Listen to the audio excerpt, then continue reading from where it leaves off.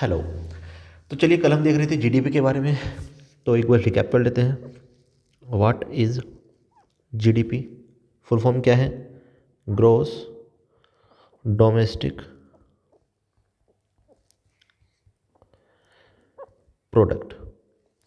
अब इसका मतलब क्या हो गया कि जीडीपी वास्तव में इसकी डेफिनेशन क्या है? ये मार्केट वैल्यू है। किसकी मार्केट वैल्यू है? मार्केट वैल्यू सारे ऑल फाइनल, मैंने बताया ना, फाइनल गुड्स की एंड सर्विसेज की, सभी सामान और सेवाओं की फाइनल मार्केट वैल्यू है, जो कि उत्पन्न हुई, प्रोड्यूस्ड हुई, पैदा हुई with in domestic domestic territory. मतलब अगर भारत की बात करो तो India, for a given time period. मतलब यूजुअली एक साल के लिए लेते हैं हम इसको, गिवन टाइम पीरियड, या मैं कह दूं कि फॉर ए 1 ईयर। बात एक ही है। तो एक साल के अंदर भारत में डोमेस्टिक टेरिटरी में जितनी भी goods and services, final goods and services पैदा हुई हैं, उनकी जो भी मार्केट वैल्यू है, वो जीडीपी कहलाती है। समझ में आया चिंटू? ओके सर, ठीक है, आगे देखते हैं। अच्छा, जीडीपी टर्म किसने दिया था? जीडीपी जो टर्म है, इसको लिख लो। जीडीपी वाज डेवलप्ड बाय एक अमेरिकन इकोनॉमिस्ट थे। अमेरिकन इकोनॉमिस्ट थे, नाम था साइमन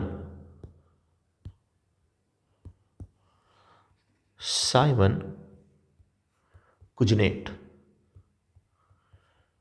कुजनेट कर भी आता है, ठीक है। इन 1934 में साइमन कुजनेट ने जीडीपी डेवलप की थी, कि जीडीपी क्या होता है, कैसे कैलकुलेट कर सकते हैं, क्या फ़ायदा है, सब कुछ, ठीक है।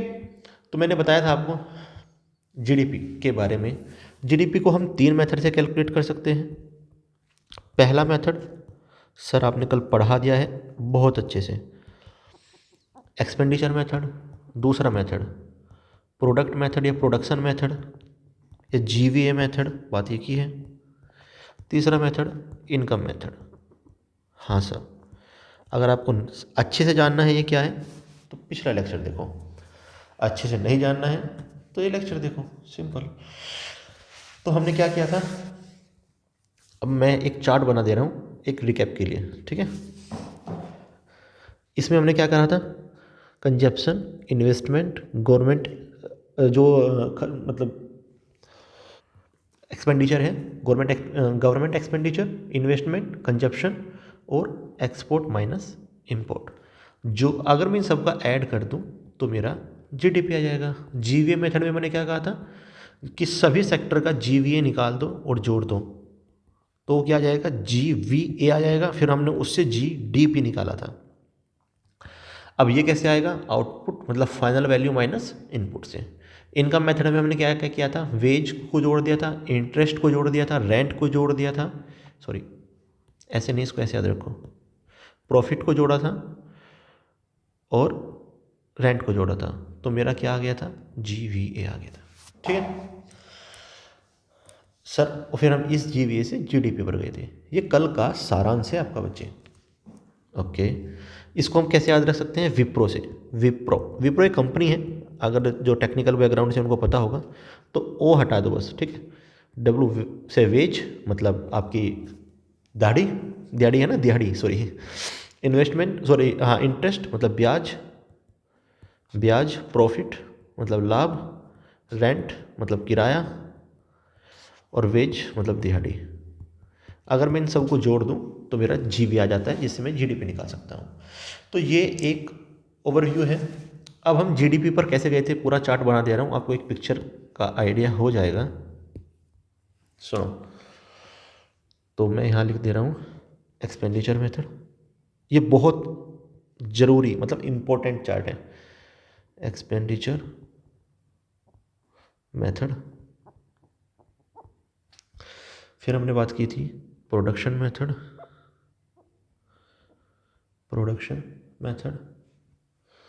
या जीवीए मेथड, और फिर हमने बात करी थी इनकम मेथड। ठीक है,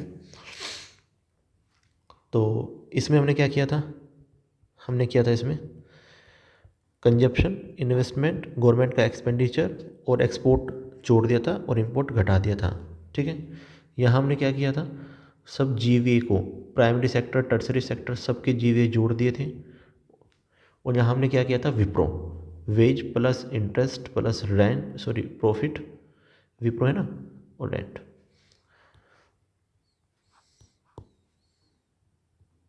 इन सबको जोड़ दिया था।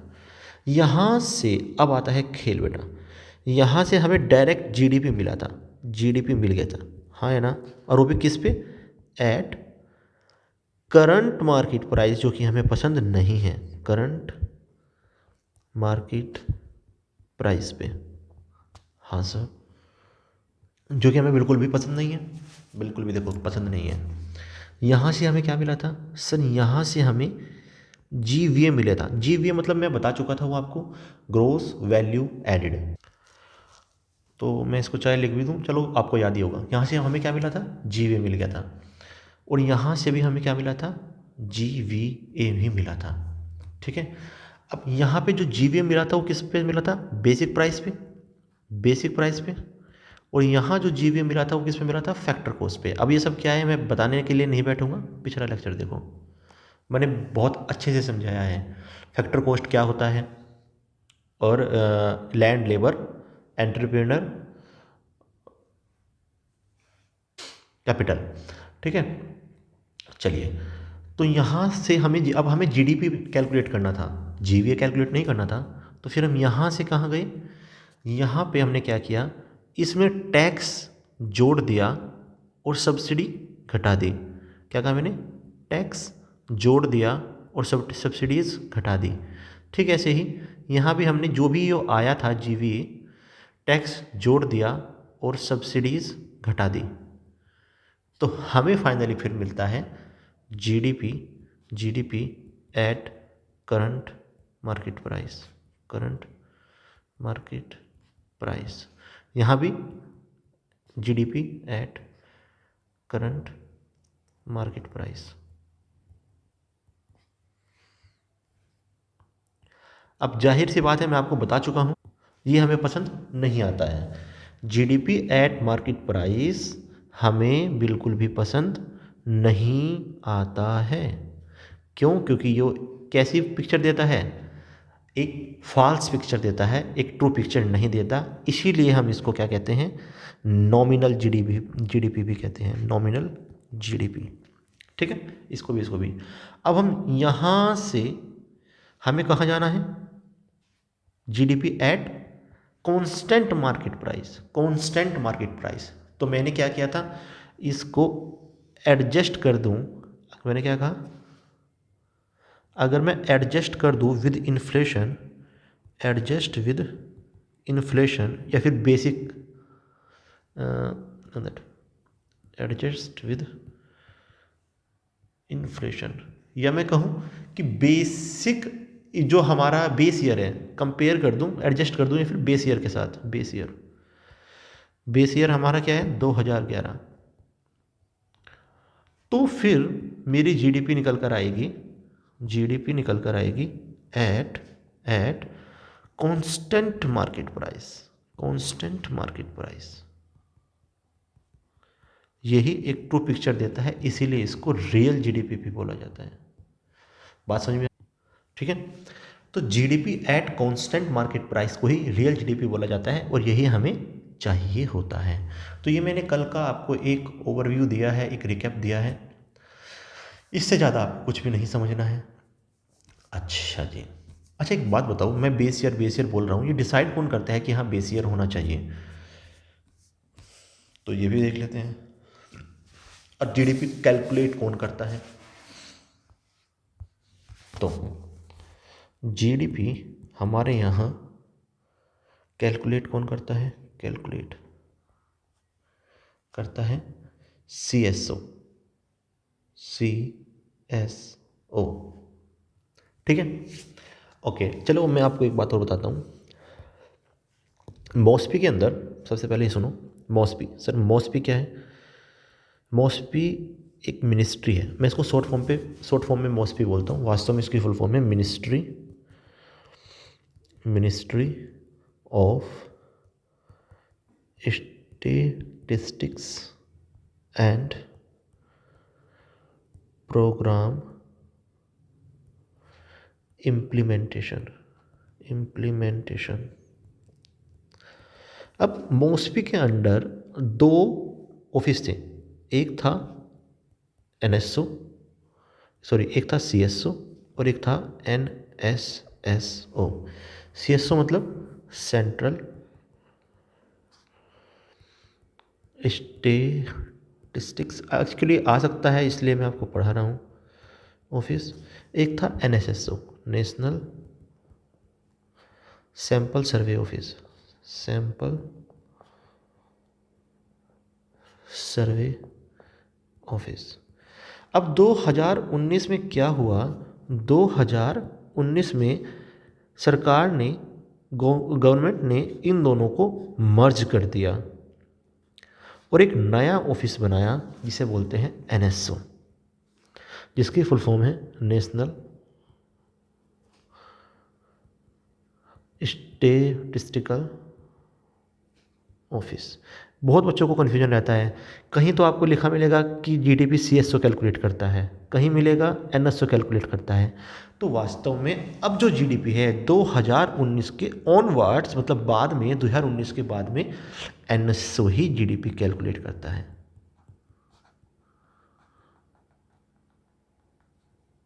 ठीक है, और ये ही बेस ईयर तय करता है। अभी बेस ईयर क्या है? 2011।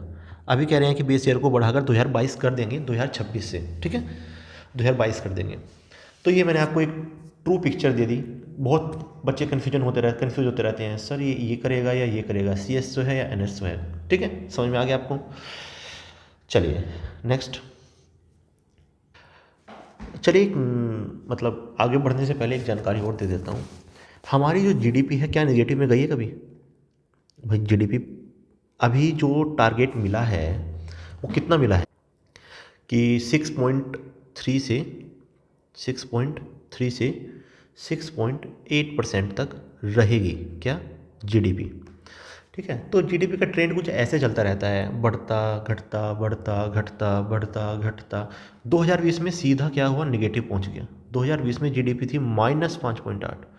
फिर जैसे ही 2021 आया एकदम बूस्ट आया 9.7%। फिर 2021 7, 8.2, 6.5, फिर 6.3। तो अगर आ जाए क्या GDP हमेशा से बढ़ती आई है? नहीं, घटती भी आई है। 6.4 से 7.4 भी हुई है, 7.4 से 6.8 भी हुई है, मतलब बढ़ती घटती रही है। 2020 में निगेटिव में भी गई है, 5.8% चली गई थी। अभी क्या टारगेट है? 6.3 to 6.8। पहले मतलब 2024 में क्या था? 6.5, 6.5 से 7%। चलिए, अब क्वेश्चन मेरा था कि क्या GDP निगेटिव में 2020 के सिवा भी कभी गई है? तो आंसर है हाँ। मैं आपको बता देता हूँ।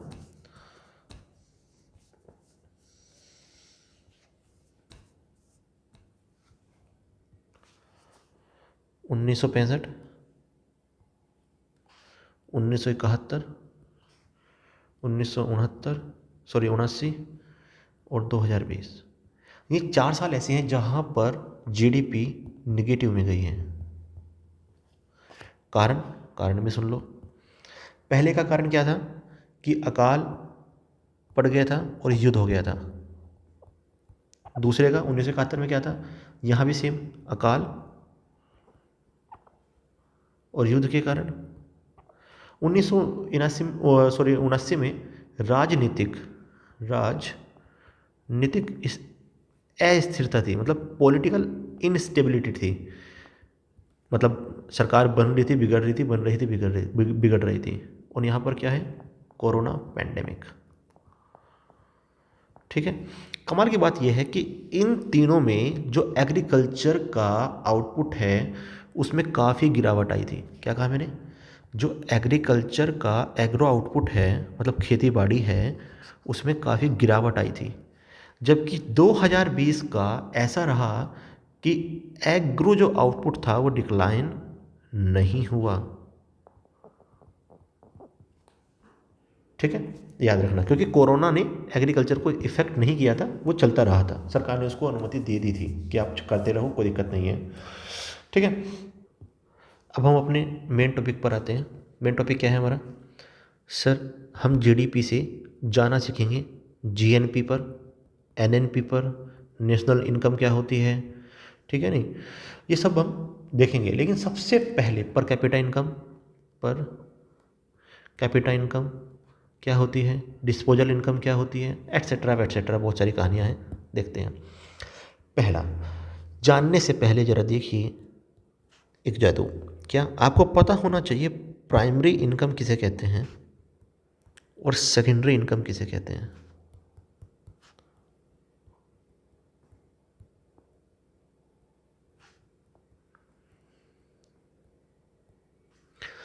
बेटा, प्राइमरी इनकम कहते हैं आपको जो भी कहते हैं ना,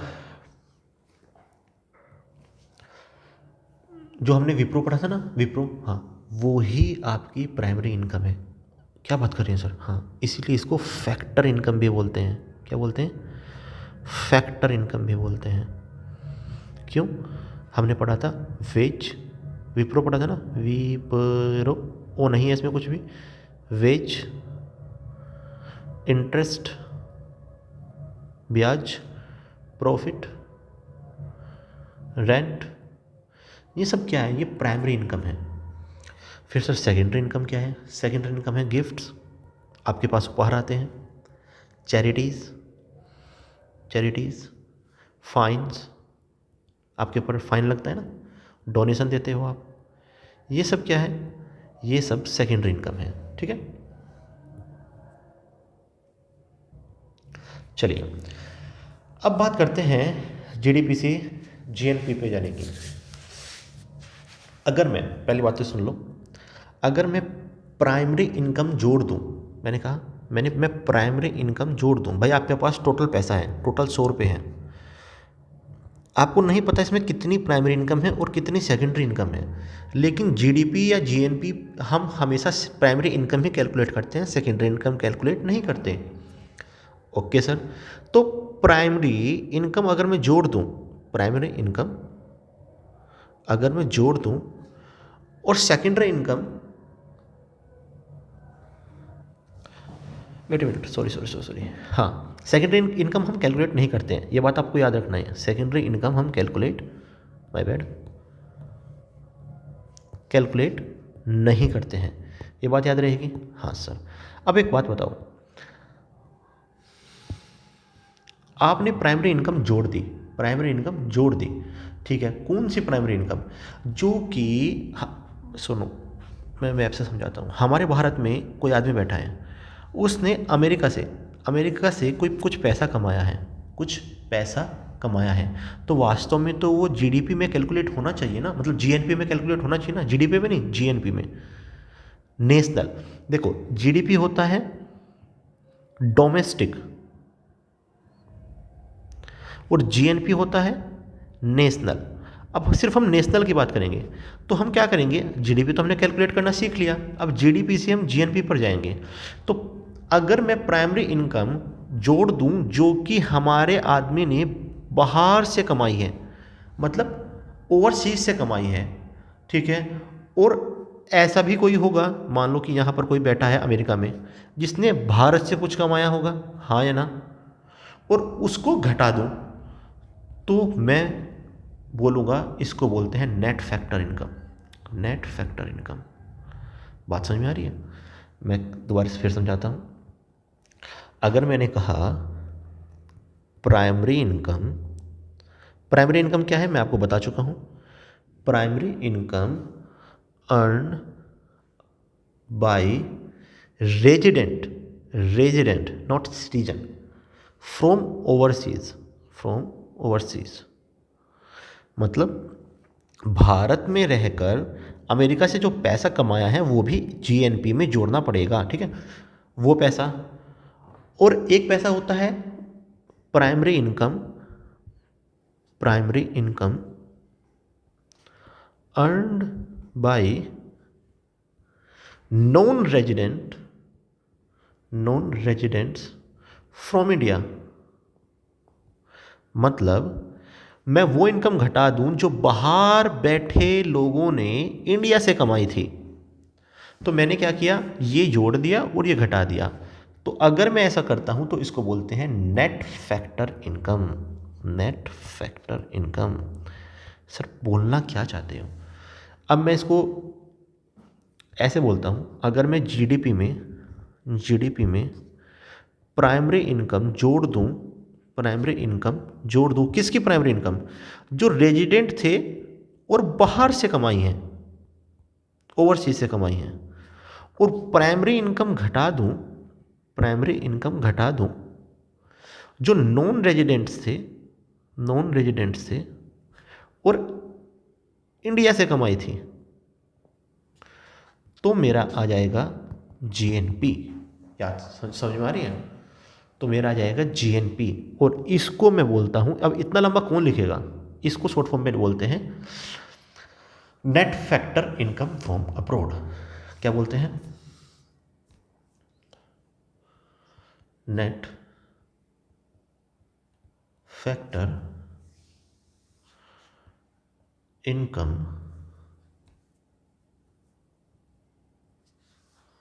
फ्रॉम अब्रॉड, मतलब बाहर से।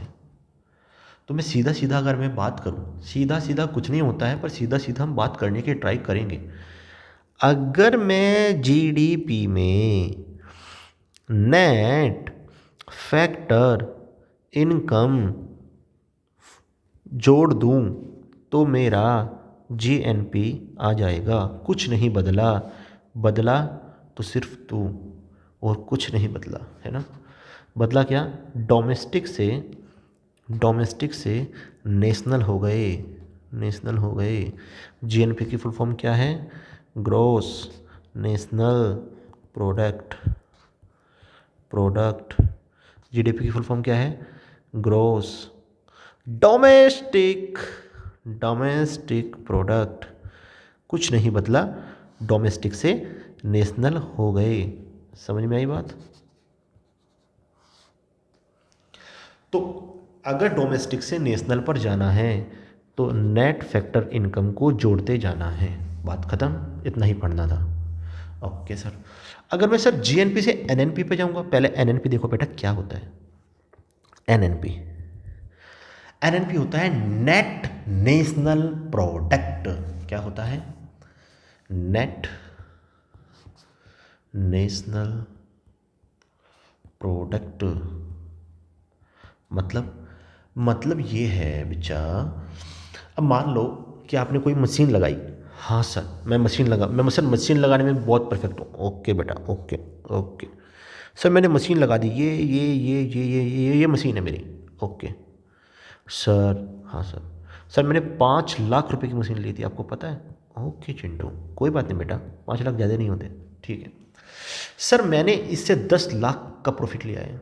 10 लाख का प्रॉफिट लिया है, मतलब सॉरी ऐसे नहीं बोलते, ऐसे बोलते हैं मैंने सर इसे 20 लाख का सामान बना दिया। तो आपको कितने का फ़ायदा हुआ? सर 15 लाख का फ़ायदा हो गया सर, बल्ले बल्ले। अरे बेटा चिंटू, ऐसा नहीं है। एक समय ऐसा आएगा कि आपकी मशीन रिपेयर मांगेगी ना। हाँ सर, ये तो मैंने सोचा ही नहीं था। इसके जो पार्ट्स हैं, पुर्जे हैं, वे भी खराब होंगे। हाँ सर, ऐसा भी हो सकता है कि मुझे इसको पूरी या आधी बदलनी पड़ जाए। हाँ सर, वो खर्चा कौन काटेगा रे चिंटू? तुझे क्या सच में 15 लाख का प्रॉफिट हुआ है? मान लो इसकी रिपेयरिंग में, इसके पार्ट्स में आपको 3 लाख रुपए का और चूना लग जाता है, तो क्या अभी भी कहोगे 15 लाख का प्रॉफिट है? नहीं सर, मैं कहूँगा 3 लाख घटाऊंगा सर, मैं कहूँगा 12 लाख का प्रॉफिट हुआ है। ओके, तो जो ये 3 लाख है, अगर मैं बात करूं ग्रोस की, ग्रोस मतलब टोटल, तो मैं कहूँगा 15 लाख। लेकिन अगर मैं बात कहूँगा कि सर नेट फ़ायदा कितना हुआ है, तो मैं कहूँगा 12 लाख। हाँ सर, क्यों? क्योंकि मैंने 3 लाख घटाया है। इसको ही बोलते हैं डिप्रिसिएशन। क्या बोलते हैं? डिप्रिसिएशन। जो कि मशीन तोड़ फोड़ होती है, वियर टियर होती है, कंज्यूम्ड होते हैं, यो वो उसको अगर मैं घटा दूं तो मेरा ग्रोस से नेट आ जाता है। सर कितना अच्छा समझाते हैं आप चिंटू, फिर भी कोई कदर नहीं कर रहा है। चलो कोई बात नहीं, चलिए। तो मैंने क्या कहा, अगर डिप्रिसिएशन में समझा चुका आपको क्या बोलते हैं, डिप्रिसिएशन। इसको हिंदी में, सर हिंदी में बता दो सर। सर मेरी आत्मा निकलने वाली हो रही, सर प्लीज़ बता दो। मूल्य ह्रास, मूल्य का ह्रास होना, वियर एंड टियर भी बोलते हैं इसको। कैपिटल एसेट का वियर और टियर हो गया, wear and tear, capital asset. Capital asset कौन है? मशीन वगैरह जो आपके एसेट बना रही हैं, जो फाइनल गुड बना रही हैं। ओके, तो अगर मैं जीएनपी में से डिप्रिसिएशन घटा दूं, सॉरी सर घटाना है ना, हाँ घटा दूं, तो मेरा मिल जाएगा सर एनएनपी। क्या हुआ? कुछ नहीं बदला तो सिर्फ वो जिसको नहीं बदलना था। ग्रोस से नेट हो गया। तो सिंपल बात है, ग्रोस से नेट जाने के लिए क्या हुआ? डिप्रिसिएशन माइनस हुआ। हाँ सर समझ में आया सर। और हमने ऊपर क्या पढ़ा था? और हमने पढ़ा था डोमेस्टिक से नेशनल जाने के लिए नेट फैक्टर इनकम ऐड हुआ था। ठीक है, ओके। तो हम एनएनपी पर आ गए। सर बस मज़ा आ गया अब तो। अरे बेटा चिंटू, ये जीडीपी हम कौन सी जीडीपी ली थी तूने यहाँ पे? यहाँ जीडीपी ली थी हमने सर, मार्केट प्राइस पे ली थी सर, मार्केट प्राइस पे ली थी। ओके बेटा, ये जीडीपी जो ली थी मार्केट प्राइस पे ली थी। Okay sir. अगर अब मैं चलता हूँ एनएनपी एट, ये मेरा जो मार्केट प्राइस पे चल रहा है ना, देखो अगर जीडीपी मार्केट प्राइस पे ली थी तो जीएनपी भी आपका मार्केट प्राइस पे ही निकला है, एनएनपी भी आपका मार्केट प्राइस पर ही निकला है। हाँ सर। तो अगर मैं एनएनपी जो मेरा निकला है किस पर? मार्केट प्राइस पे। अगर मैं इससे मुझे जाना है, कहाँ जाना है सर? सर जहाँ आप बोलो जाना है बेटा, फैक्टर कोस्ट पे। सर मैं बताऊंगा, मैं सर जाना पहचाना सा लग रहा है कुछ तो। हाँ सर, उल्टे चल रहे हैं क्या सर? पीछे देखो बेटा चिंटू, मैंने आपको समझाया था, मैंने कल भी आपको समझाया था कि जब हम फैक्टर कोस्ट पे थे, हमें मार्केट प्राइस पे जाना था, तो हमने टैक्स ऐड करे थे, सब्सिडी सब्ट्रैक्ट करी थी। आज मैं कह रहा हूँ कि मैं मार्केट प्राइस से फैक्टर कॉस्ट पर जाना चाहता हूँ बेटा, तो मैं क्या करूँगा? टैक्स माइनस करूँगा और सब्सिडी जोड़ दूँगा। सर कितना अच्छा समझाया है सर आपने। ओके बेटा चिंटू, तो मैं क्या कहूँ, अगर एनएनपी मुझे एट फैक्टर कॉस्ट निकालना है, सर निकालना क्यों है चिंटू बेटा, जो बोल रहा हूँ निकालो। तो एनएनपी मार्केट प्राइस में आप टैक्स घटा दोगे, सब्सिडी जोड़ दोगे, क्योंकि वहाँ पर आपने टैक्स जोड़े थे, सब्सिडी घटाई थी। वहाँ पर उल्टा किया था ना, यहाँ से यहाँ गए थे। सर प्राप्त क्या हुआ? ठीक है आपने किया, ओके मैं कदर करता हूँ इसकी, पर मिला क्या हमें? ये इससे मिला क्या? आखिर तुझे हासिल क्या हुआ? तो चिंटू, अगर मैं इस एनएनपी को जो फैक्टर कॉस्ट पर निकला है, अगर मैं डिवाइड कर दूं, सर कुछ बड़ा होने वाला है, हाँ अगर मैं इसको डिवाइड कर दूं, सर ठीक है, डिवाइड करने के वाला बाद में देखते हैं। सर मुद्दा फिर वही आ गया, जो एनएनपी एट फैक्टर कॉस्ट निकला है, ये क्या निकला? चिंटू, हमने इतनी मेहनत इसलिए की है इसी को बोलते हैं सर, इसी को बोलते हैं national income, NI, national income of India. Okay sir. NNP eight factor cost को ही बोलते हैं NI, नेशनल इनकम ऑफ, अरे इंडिया है रे, India India India India. Okay sir. Sir आप डिवाइड भी तो कर रहे थे ना? हाँ चिंटू, मैं डिवाइड कर रहा था। देखो जरा, अगर मैं इस नेशनल इनकम को, इस नेशनल इनकम को इंडिया की पॉपुलेशन से, पॉपुलेशन ऑफ इंडिया से डिवाइड कर दूं, या मैं कह दूं NNP एट फैक्टर कॉस्ट, बात एक ही है, एट फैक्टर कॉस्ट। हाँ सर, तो मेरा आ जाएगा per capita income, per capita income. बात समझ में आ रही है चिंटू? तो यहां से चलता है आपकी बात, बात समझ में आई है? Okay sir. यहाँ पर आकर आपका सब कुछ लगभग ख़त्म हो जाता है। ठीक है सर, आगे भी बताऊँ ना? आपने बोला था पर्सनल डिस्पोजल इनकम भी कुछ ऐसा बोला था चिंटू, तुम सब कुछ सीखोगे ना? मानोगे नहीं ना?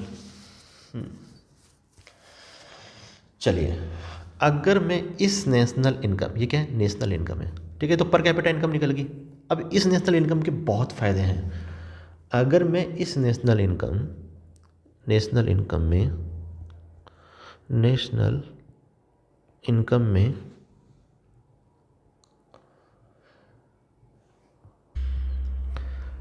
जोड़ देता हूं जो इनकम रिसीव हुई है पर आपने कमाई नहीं, क्या क्या क्या क्या sir? Income received, received but not earned. Sir ऐसी भी कोई इनकम होती है कि जो हमने कमाई ना हो और मिल गई? हाँ बेटा होती है, उसको बोलते हैं सब्सिडी। ओके सर, समझ में आ गया सर। सर डोनेशन मिल जाता है ना? हाँ बेटा। ग्रांट मिलता है ना बेटा? हाँ बेटा। आपने कमाई नहीं होती पर मिल गई। और घटा दूं income earn but not received, income कमाई तो है बट रिसीव नहीं हुई है अभी तक, तो मेरा आ जाएगा पर्सनल इनकम, पर्सनल इनकम। ठीक है, ये भी पूछता है, तो मैंने आपको बता दिया पर्सनल इनकम क्या है। पर्सनल इनकम वो एक आदमी की, मतलब एक आदमी की, ये टोटल इनकम है, टोटल इनकम है। इनडायरेक्टली अगर मैं बात कहूँ, total income of an individual, एक आदमी की, इंडिविजुअल जो उसने कमाई है सभी सोर्स से, earned from all the sources, all the sources, लेकिन टैक्स से पहले, बिफोर टैक्स, टैक्स से पहले जितनी उसकी टोटल एक आदमी की इनकम है उसको बोलते हैं पर्सनल इनकम। तो अगर मैं नेशनल इनकम में सब्सिडी वगैरह जो है जोड़ दूं और अनडिस्ट्रीब्यूटेड प्रॉफिट घटा दूं तो मेरा क्या जाएगा? PI आ जाएगा। समझ में आई बात? हाँ sir.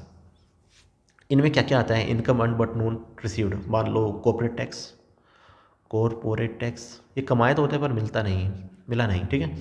Payment, payments for social security, payments for social securities,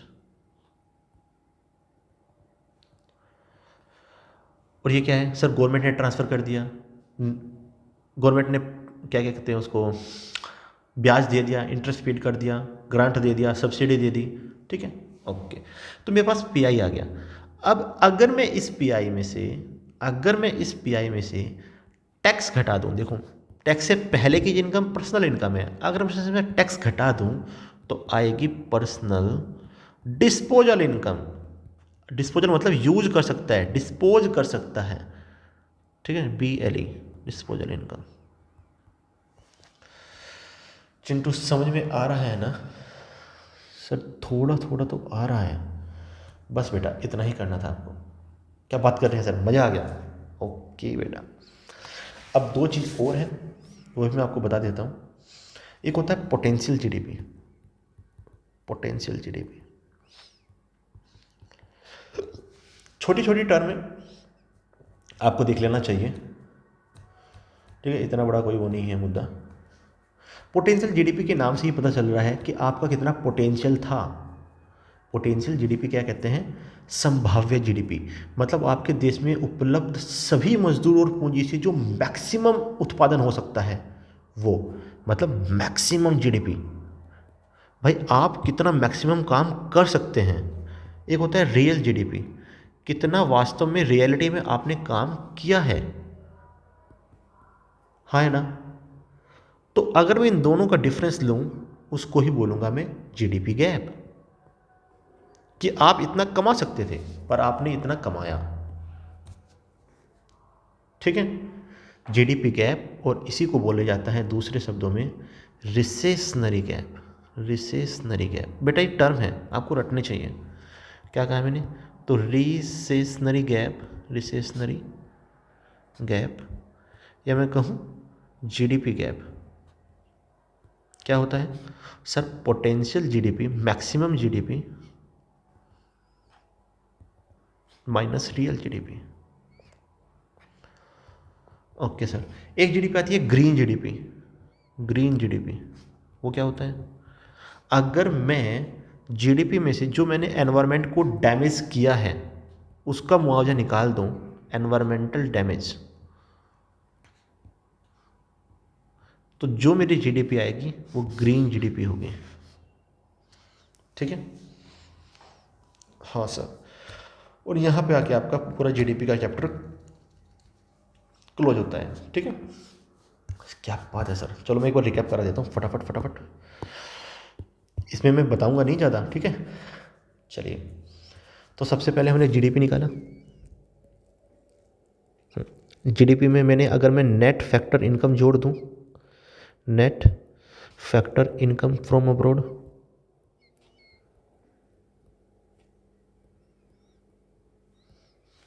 तो मेरा आ जाएगा जीएनपी। हाँ सर। फिर मैंने क्या किया, इस जीएनपी में से अगर मैं डिप्रिसिएशन घटा दूं तो मेरा आ जाएगा एनएनपी। हाँ सर। फिर हमने क्या किया, जो ये एनएनपी आया था ये किस पर आया था? मार्केट प्राइस पे, एट मार्केट प्राइस। अगर मैं इस एनएनपी जो मार्केट प्राइस पे था, अगर इसमें से टैक्स घटा दूं, इनडायरेक्ट टैक्स, इनडायरेक्ट टैक्स, और सब्सिडी जोड़ दूं, तो मेरा क्या जाएगा? NNP eight factor cost. हाँ सर। इसी को हमने क्या बोला था? National income. बिल्कुल सर। फिर हमने क्या कहा था कि जो नेशनल इनकम है, अगर मैं उसको population of India, population of India से डिवाइड कर दूं तो मेरा क्या जाएगा? Per capita income, per capita income. हाँ सर। उसके बाद हमने क्या पढ़ा?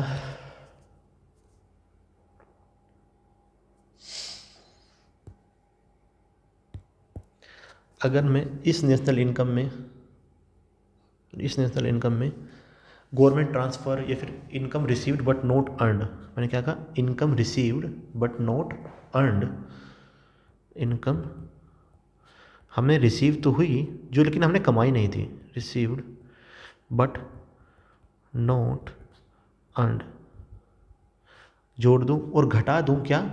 जो इनकम हमने कमाई है पर मिली नहीं, income earned but not received.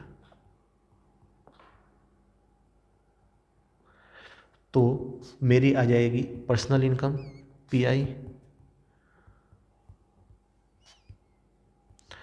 अगर मैं इस पर्सनल इनकम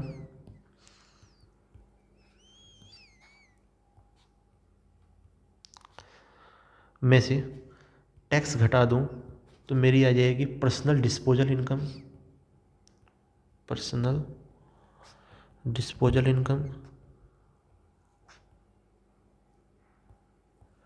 हाँ सर। ओके, बस इतना ही हमने पढ़ा था, ठीक है। नहीं तो ये क्या थी? पर्सनल इनकम किसे कहते थे? जो टैक्स से पहले, बिफोर टैक्स जो इनकम कमाई है वो पर्सनल इनकम है, ठीक है। तो ये सब हमने इस पूरे चैप्टर में पढ़ा है। उसके बाद हाँ, हमने पढ़ा था recessionary gap, REC, recessionary gap, जिसको हमने बोला था GDP गैप। वो क्या था? Potential GDP minus real GDP।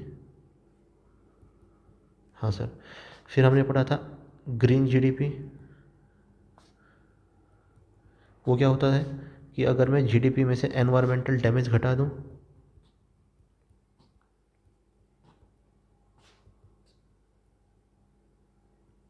तो मेरी ग्रीन GDP आएगी। एक टर्म और हमने पढ़ी थी GDP डिफ्लेटर, वो भी मैं यहाँ लिख दे रहा हूँ।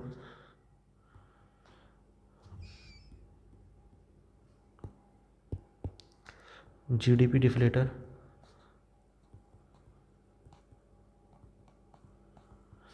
वो क्या था? Nominal GDP upon real GDP multiply 100, percentage में आती है। GDP कैलकुलेट कौन करता है? NSO करता है, जो किसके अंतर्गत आता है? मॉस्पी के अंतर्गत आता है। एक्चुअली CSO और NSSO को 2019 में मर्ज करके ही NSO बना था। हाँ सर। और इसी ने ही बेस ईयर डिसाइड करा हुआ है। कितना? 2011, लेकिन अगले साल से 2022 हो जाएगा। अभी टर्म नहीं, अभी नहीं हुआ, 2022 में, मतलब 2026 में हो जाएगा बेस ईयर 2022। तो ये सब बाबू हमने पढ़ लिया है GDP के बारे में। और यहाँ पर आकर आपका पूरा GDP का चैप्टर क्लोज होता है। कोई दिक्कत है तो आप कमेंट सेक्शन में पूछ सकते हैं। Bye bye.